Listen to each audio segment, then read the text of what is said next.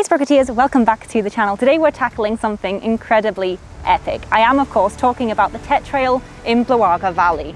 Now if you're wondering what the TET Trail is, it's not some secret handshake that's strictly for bikers. No, it is an off-road trail that spans the entirety of Europe. And basically think of it as the scenic route on steroids. Now what about Belagua Valley?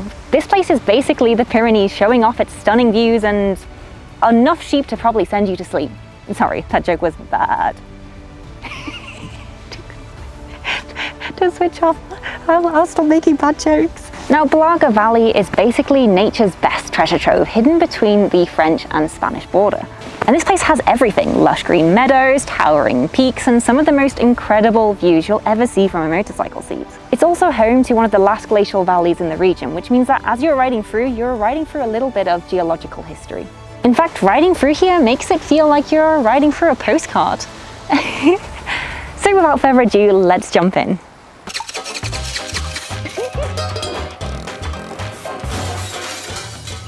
This one was completely my fault. Soy una bailarina, la música es mi amor y nadie me podrá parar. Cuando bailo nada me importa más.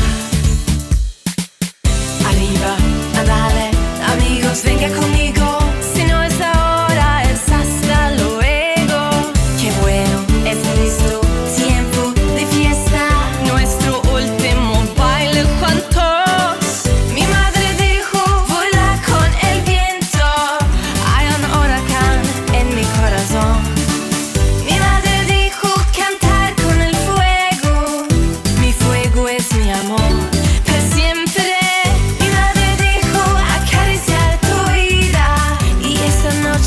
Mi vida eres tú. Mi madre dijo, baila cuando pueda. Yo nunca te dejaré ir.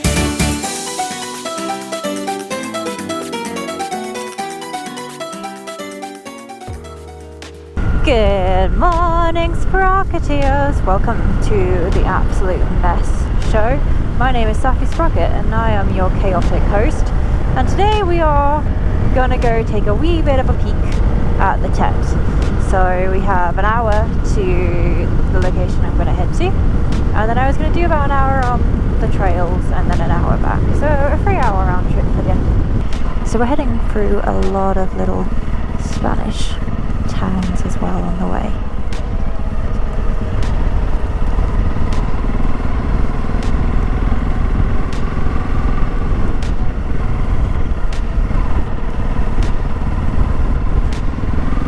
To head to the Pyrenees in Spain to learn off-roading because I'd always been drawn to the freedom that it offers, but I didn't have much experience beforehand. I knew that if I really wanted to improve, I needed to get out of my comfort zone and fully immerse myself in it. The Pyrenees seemed like the perfect spot, not only because of the rugged, varied terrain, but also because of its stunning location, and it would make for an unforgettable experience. Coming here, my main goal was to push myself, learn from my mistakes, and come away with some actual, tangible skills. I started the morning on road, getting comfortable with the bike and the terrain, with the intention of hitting the trails later in the afternoon. These roads are like delightfully twisty.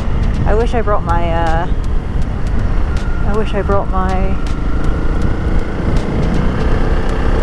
oh man, I wish I brought my road bike, because these roads are fabulous.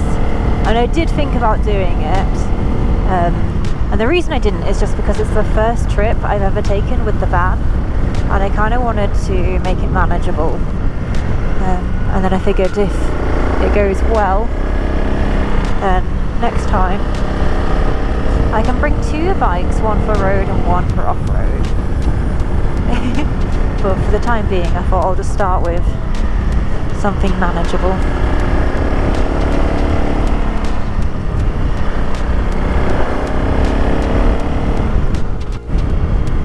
It is so cold on the shady side of the mountain, like so cold. It is freezing. Good God.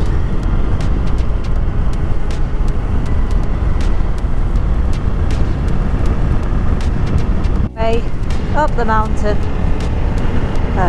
It's very windy and it's very cold. I quickly stopped I grabbed a sandwich from a shop I just passed and a shot of espresso. further into the... What on? There's little horses with cowbells! That is just too cute! Oh my gosh, it's so windy. I wish I brought my like overall jacket. Okay, we are 14 kilometers away. Cows absolutely everywhere. Whoop, wrong gear. They're just everywhere. There's just freaking cows everywhere.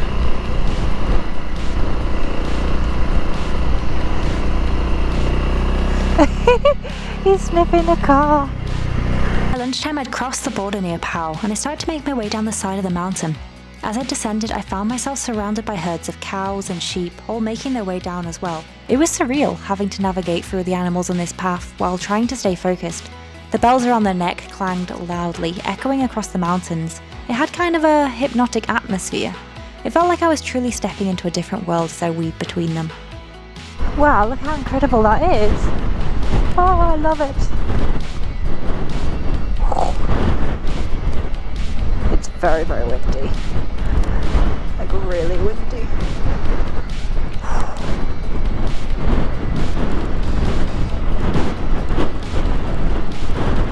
Oh, Jesus.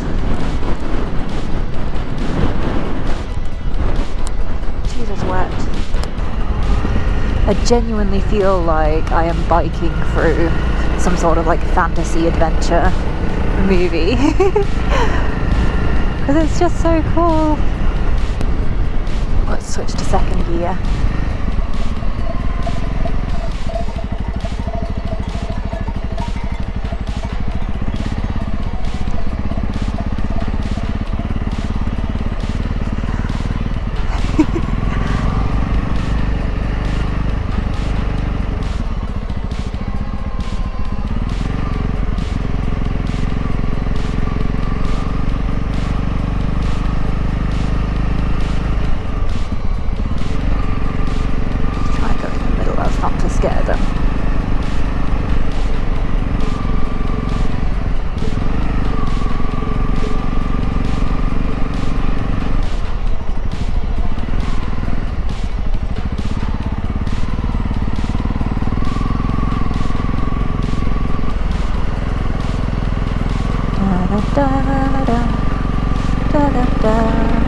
Ooh, oh, there's some sunlight.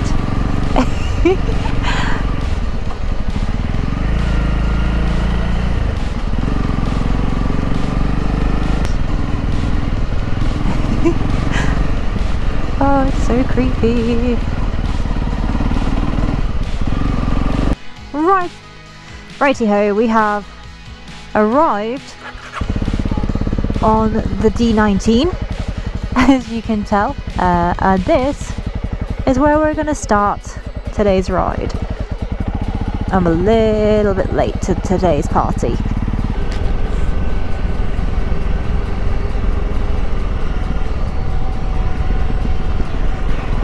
We are currently situated on the D19 back road, heading through the valley, and it's a little bit cool today. I definitely think I'm going to be bringing my jacket out tomorrow, because I am a bit cold and I really wish I brought it today, but oh well.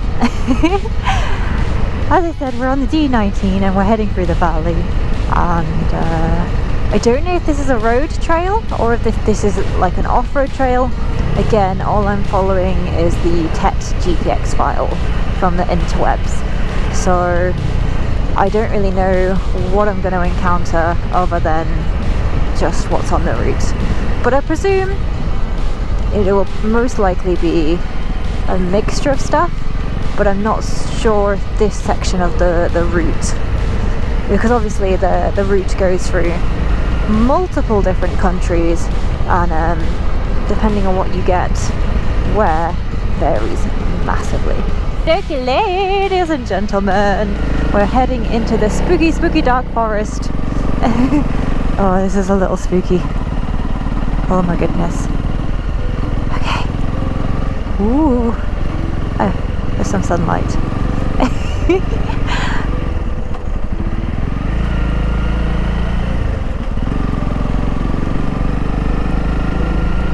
It's crazy the light level difference between like the shaded parts and the not so shaded parts. Eventually I made my way onto the TET trail, which started out as a paved path winding through dense woodland. And the ride itself felt smooth as I cruised along, taking in the fresh forest air. So far so good. It's nothing worth standing up for, just some slow speed twisties. It says it's an unpaved road, however it's very obviously paved. It just has a lot of tree debris.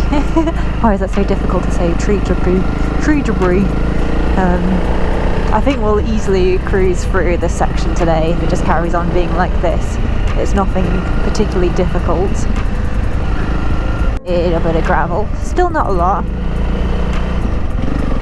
Still nothing to write home about. Oh, my expectations are getting a little high.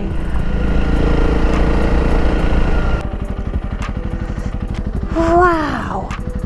Holy moly! Well, isn't that a sight and a half? Should we get a snappy? Snap, snap, snap.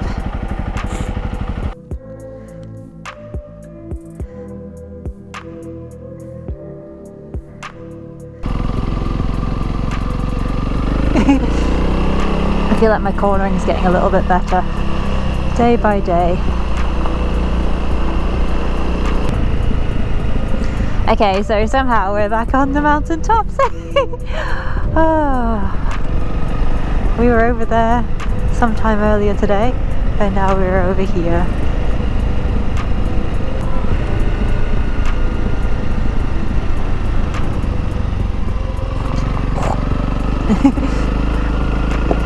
Okay, we are on some gravelly paths now. Gravel paths. So I was advised to imagine I was one side of a car and basically go where one side of a car would go.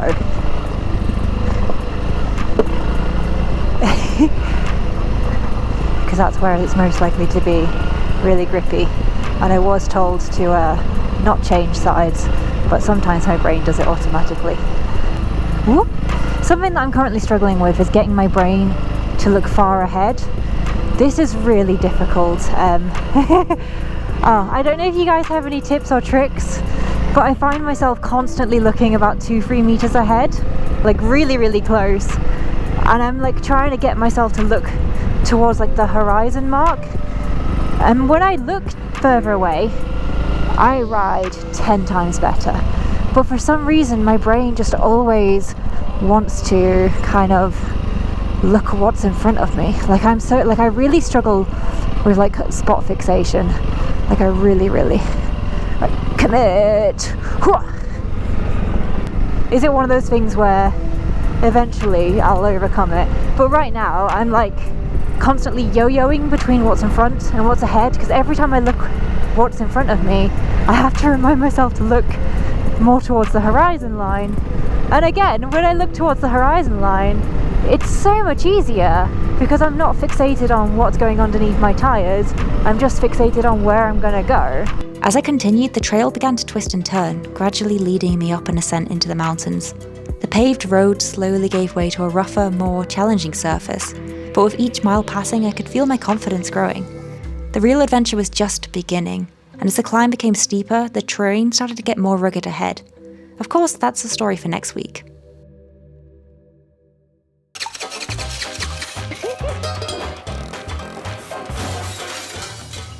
This one was completely my fault.